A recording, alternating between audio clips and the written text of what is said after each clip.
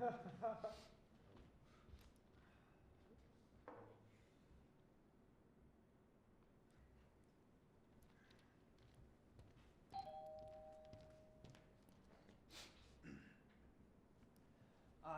evening.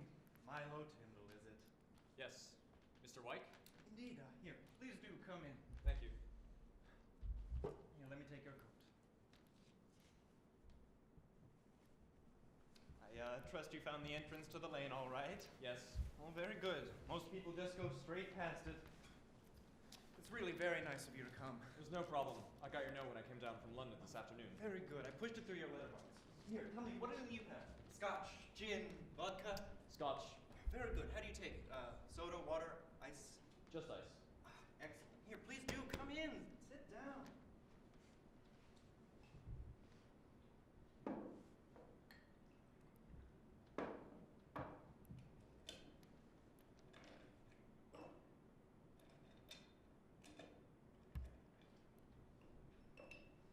I just finished the denouement of my new book, The Body on the Tennis Court. Tell me, wouldn't you agree that the detective story is the normal recreation of noble minds? Perhaps it were true to say that noble minds were the normal recreation of detective story writers. Good point. Well, cheers. Cheers.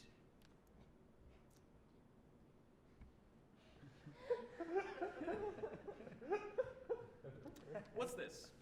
This? It's a collection of my recently acclaimed works.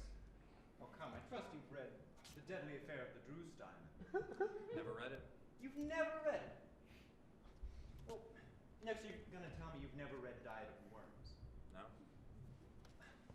What about The Mystery of the Plantagenet Parakeet? Sorry. Haven't you read any of my books? I'm afraid not. Huh. I'm surprised they don't do your stuff on television. Oh, God forbid.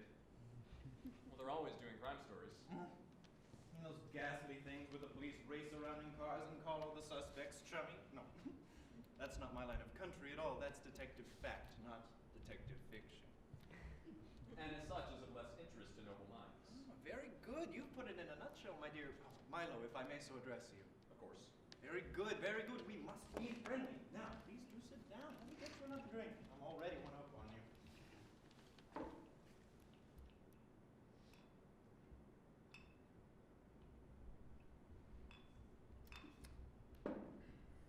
I understand you've been fucking my wife.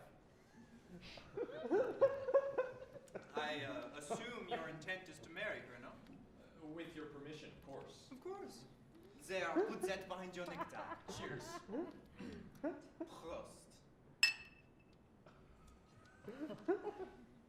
I tell you, it's very nice to see you're unlike so many young men these days who seem to think they can do anything they want without asking anyone's permission. Huh, well, certainly not.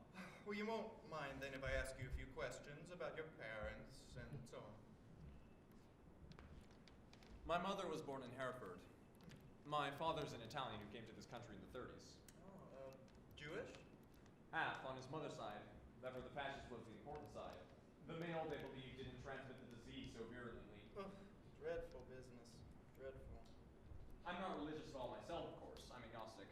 My father used to say, most people only talk to their old friends 2 or 3 times a year. Why should God get angry if he gets the same treatment? Very amusing. Your father, was his name Tindle? It doesn't sound very Italian. His name was Tindolini. But if you had a name like that in England in those days, you had to make up the nice cream. He was an Italian watchmaker, so he changed it. Was he a successful man? No. His business failed. He moved back to Italy. I send money from time to time to go and visit him to get some sun or skiing, depending, of course, on the season. And what do you do? I'm an actor. Oh, I see. Been in many films. Not yet. Television? My work is primarily in theater. Well, then why haven't I seen you? You will. Ah, Tindolini, the rising star, eh? Now, where do you live? I'm renting a house down near Dulwich. It's really most convenient and quite attractive, too. You see, it's Georgian. Ah, and I assume your intent in renting the cottage down here was... I came to be near the woman I love. Ah. It is a great pain for us to be apart. You wouldn't understand. Possibly. But I I do understand Marguerite well enough to know she doesn't adore old houses. She only needs to see a mullioned window and it brings her out in lumps. Well, perhaps it wasn't the house so much as the person she had to share it with. No, I thought you were well brought up. Certainly, it's very rude to make personal remarks. You were disparaging my lover. On the contrary, I was reminiscing about my wife. It comes with the same thing, does it not?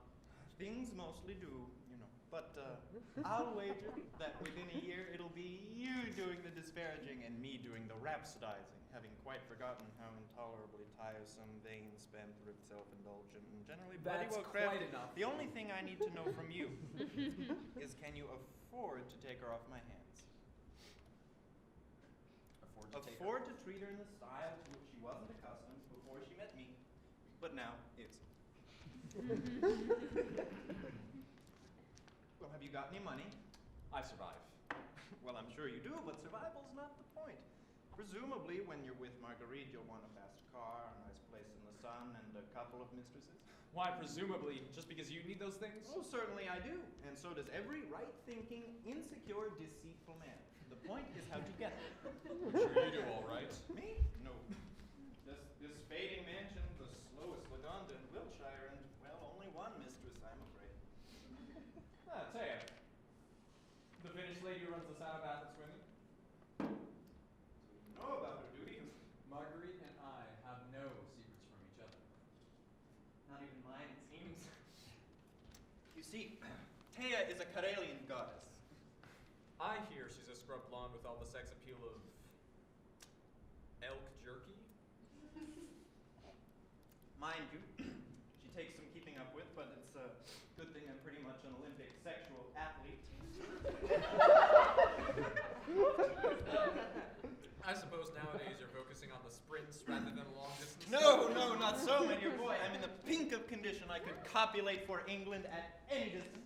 Well, they do say in Olympic circles that the point is to participate, not so much as to win. So I suppose there's hope for us all. Do you intend to marry her? No. I just want to live with her. So what's stopping you?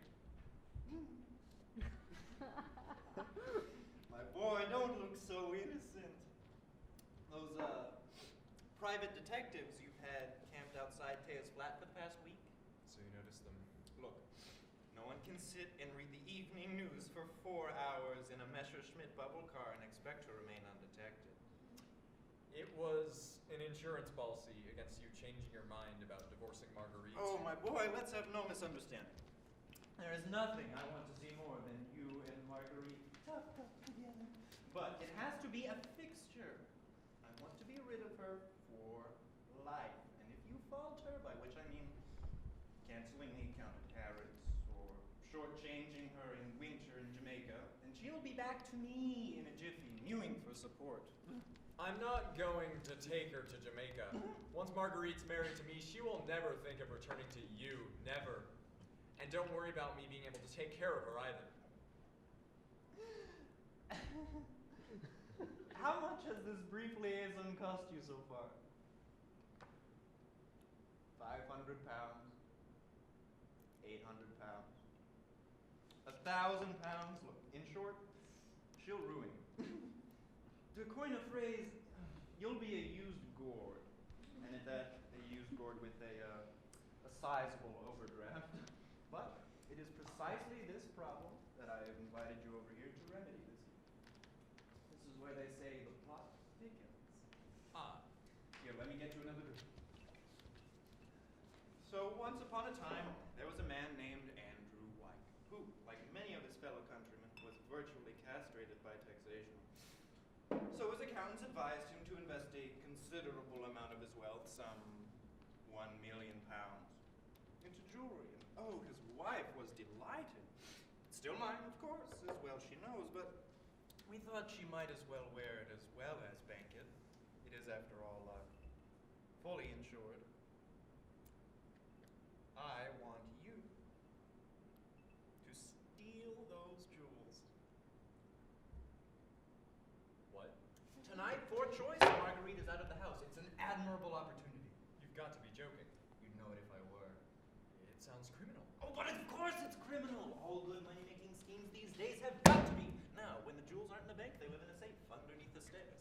They're there right now. All you need to do is steal them, sell them abroad, and live happily ever after with Marguerite. All I need to do is claim the insurance money. Live happily ever after with Theo.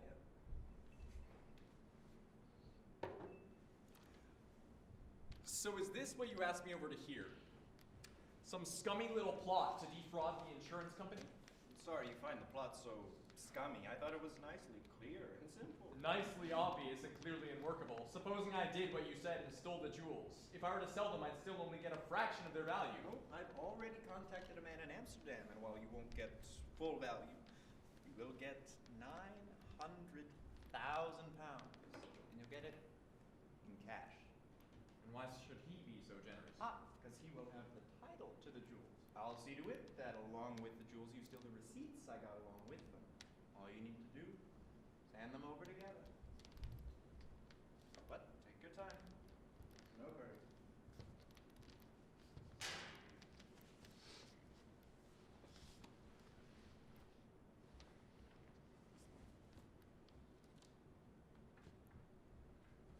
How do I know this all isn't one big frame-up?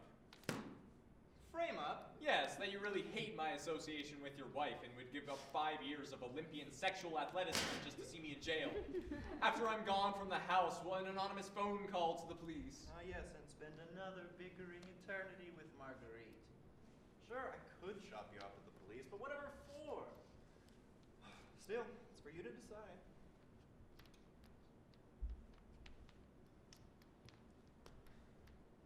Look, it's really a very simple proposition. You have a very expensive woman and no money. If you want to keep Marguerite, there's really only one option.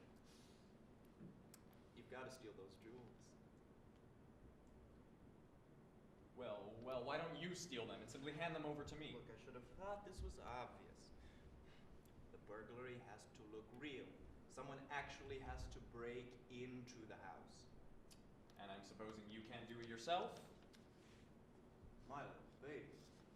Crime is my specialty. You're the actor. I'm the director.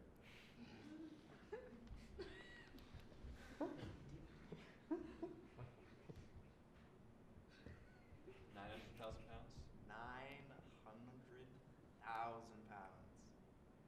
Tax-free. All right, I'll do it. Where shall I break in? Oh, not so fast. Hold your horses. First thing you need to do is disguise yourself. What on earth for? I don't know. Suppose someone saw you breaking in. Like who? You're not overlooked. I don't know, a dallying couple, a passing sheep rapist, I don't know. But, oh, and remember the clues we're to leave for the police. We don't want your footprints in the flower beds or a coat button on the windowsill. All right, what do you suggest? Well, looks like we're gonna have to, settle for, Joey. Wow. Here, give me your coat, I'll hang it up for you.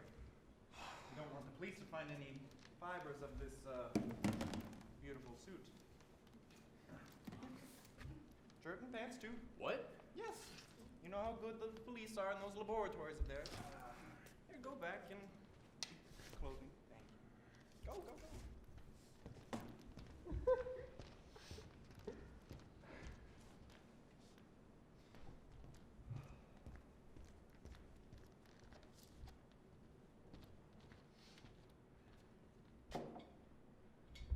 Why on earth would you own such a suit?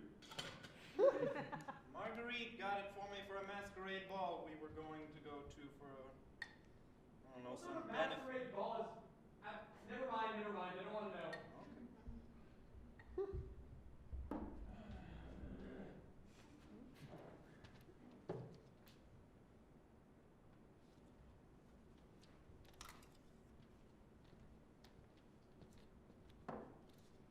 Almost finished. Just about. This costume isn't making things easy, but... Milo, didn't you say you were an actor? I thought you would be good at beat changes.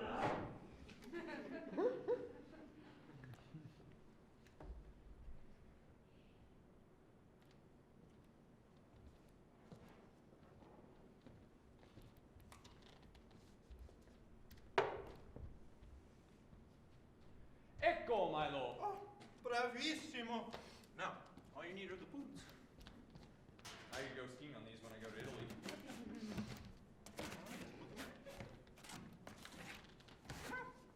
Real neat. Do us a trick. What sort of trick? I don't know, trip up, fall on your ass. Certainly not. Well, I don't know, but how about a bit of juggling then? Can we please get on with the charade? Fine, yours to command. Now, here are your tools of the trade. In here you have one stethoscope, a piece of putty, and a glass cutter. Oh, and jelly knife. Jelly knife? I don't know anything about jelly knife. I do. And I can't move in this costume. These boots are ridiculous. No, keep them on, keep them on. Can't you see it now? Wiltshire paralyzed the West Country in a ferment. Where will big boots strike next? But Look, all the boots will tell the police that a true professional realized the flower beds would carry footprints and decided to disguise his own a trifle eccentrically. Now, do you have everything? Are you ready? Oh, no, the mask. The mask? The mask.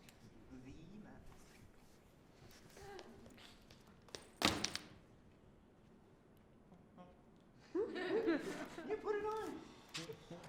Cinch.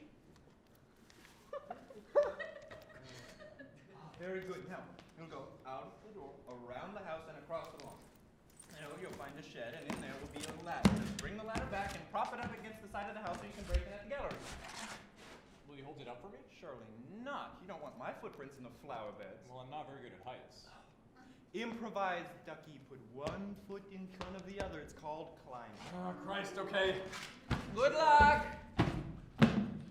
Oh, and keep those boots off my busy Lizzies!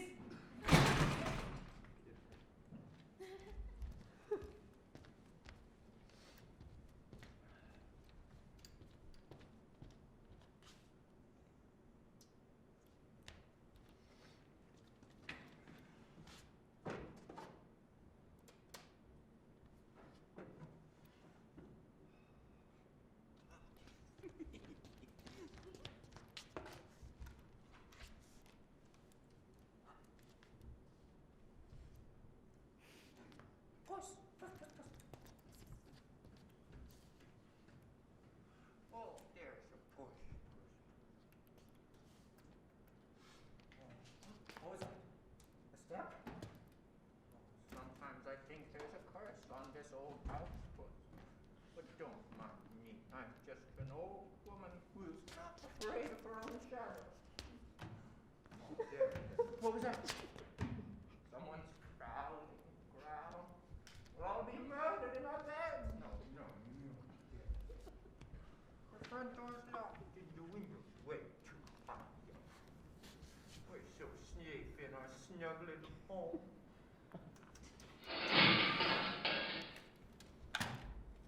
What are you doing now? I dropped the glass. Where do I put the putty? I don't know, just stick it to the wall. Let's lose this at any rate. All right, now for the same. No, not that one. You're not supposed to know where it is. Here, go upstairs. Go into the bedroom, man. Search around. Throw some clothes on the floor. Marguerite, rejoice.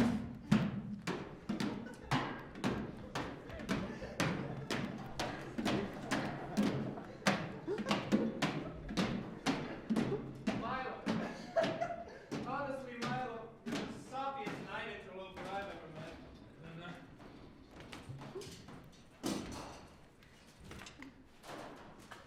There's a set of false teeth up here.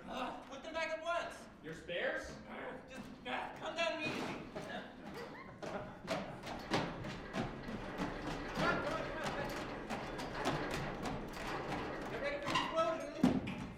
5, 4, 3, 2, 1. Contact! Jesus! Here, go.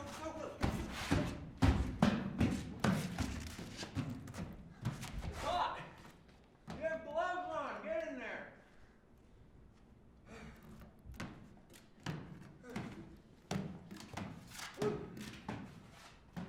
Dear God. Ah, yes. That we got on our honeymoon. It's fantastic. Well, here, put them in your pocket. Now comes the fun bit. Now comes the part where the housekeeper, here's a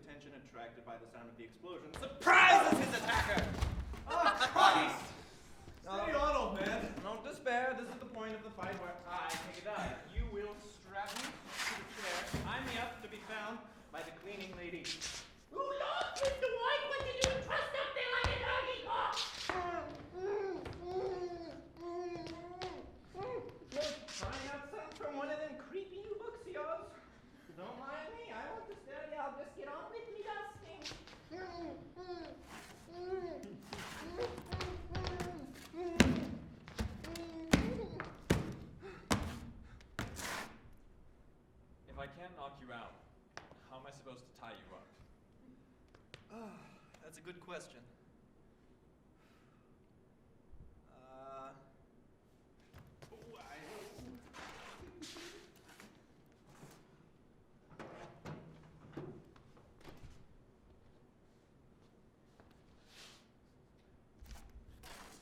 Is it loaded?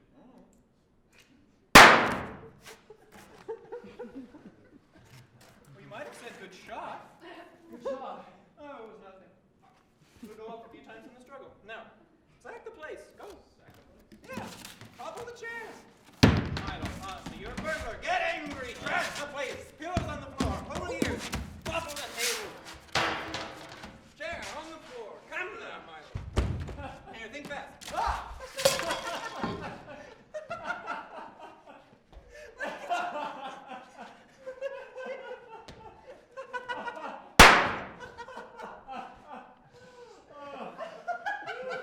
What fun this is!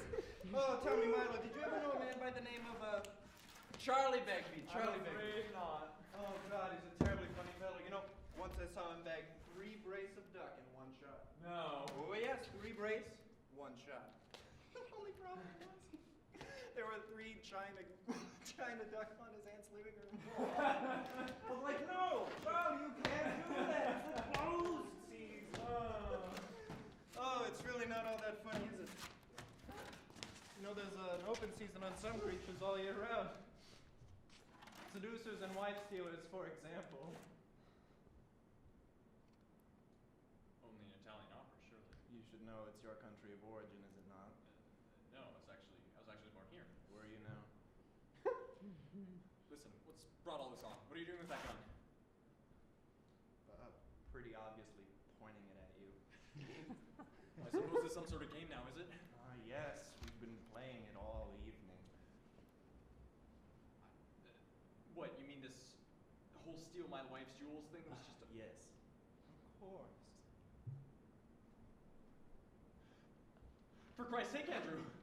They'll trace the connection between me and Marguerite! No, you see, I'm actually quite entitled to shoot a man wearing a mask plundering through my house in the middle of the night. How was I supposed to know who you were? No, the law will have every sympathy with me.